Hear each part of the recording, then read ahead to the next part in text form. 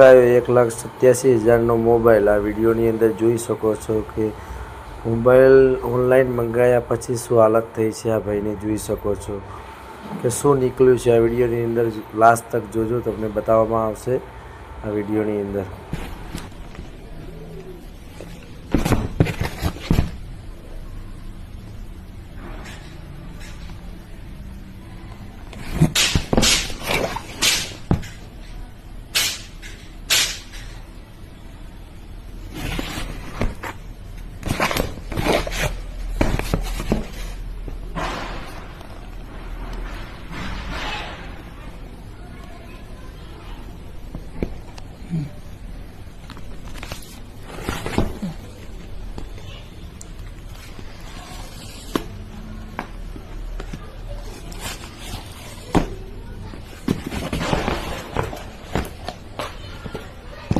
Shit.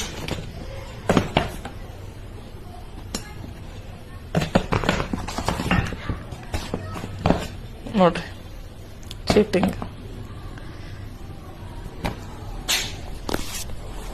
Continue ಮಾಡ್ತೀರಾ?